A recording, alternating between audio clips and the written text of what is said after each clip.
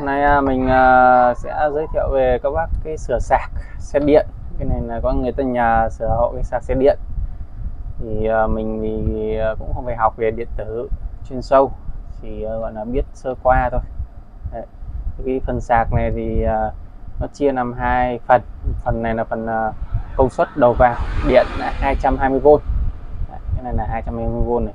Còn đây là điện đầu ra, nắn điện để chạy quạt 12V, và áp ra là tùy vào cái bình cần sạc là bao nhiêu vôn thì là áp nó sẽ nắn ra từng đấy vôn. Đấy.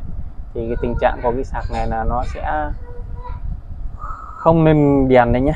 Khi mình cắm điện 220 này thì là hai cái đèn này nó không báo. Thì cái phần này thì trước tiên mở ra thì các bác xem là cái con chở này đấy, hay là cái chỗ này nó có bị nổ, và cái phần ở dưới mạch này nó có bị nổ cháy đen hay không. Đấy. Nếu mà nó nổ cháy đen là nó gần như là đi hết cái dàn công suất ở đầu này, vì nó bị đoạn mạch hoặc bị chập là nó nổ thì nó đi cả con mút phét này. Đấy, đi hết cái dàn đi ốt này, và con chở này nó sẽ nổ. Đấy. Thì nếu mà các bác nó bị nổ thì các bác phải thay hết cả cái con IC nguồn nhé. Con IC 3842 này. Đấy, 3842 IC nguồn thay hết. Và cuối cùng là thay đến cả cái con auto này nhé, tổ quang. Đấy. Còn nếu mà nó còn đẹp như thế này, đấy, thì mình sẽ đi đo. Đầu tiên là đo cái dây này. Đây là trường hợp mà cái mạch này là nó còn đẹp nguyên, nó chưa có nổ hay là chưa có đứt cái gì đó, thì đo đến cái dây này. Thường thì cái dây này là dùng là nó cũng hay bị hỏng. Bởi vì sao? Bởi vì là khi cắm vào thì cắm mà không cầm cái chỗ này, là hai cầm cái chỗ này cứ nắc với dứt là nó hay bị gãy ở cái chỗ chân này. Đấy. Thì sẽ tiến hành đo cái dây này nhá, đo thông nhá, xem nó có thông không. Nếu mà nó một đầu mà nó không thông là cái dây này nó bị hỏng, thì chỉ có đi thay dây thôi. Đầu này không thông nhé. Đấy.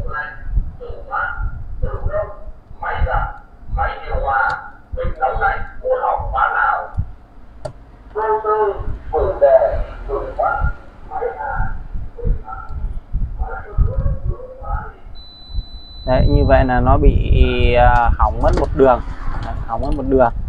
Thì giờ sẽ tiến hành thay cái dây này là được. Vì là bệnh này thì rất đơn giản thôi. Đấy, thì các bác không phải mua sạc mới, mình có thay cái dây này là được. Đầu tiên là sẽ rút cái dây cũ của nó ra.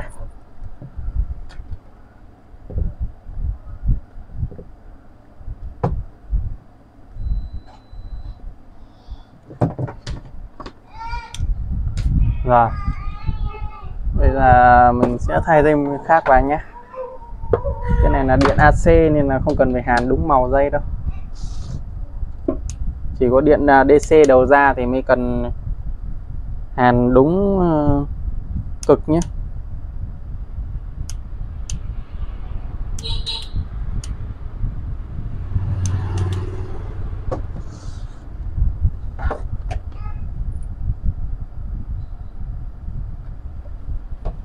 Mặc dù cái này nó có phân màu dây ra thì cũng không cần.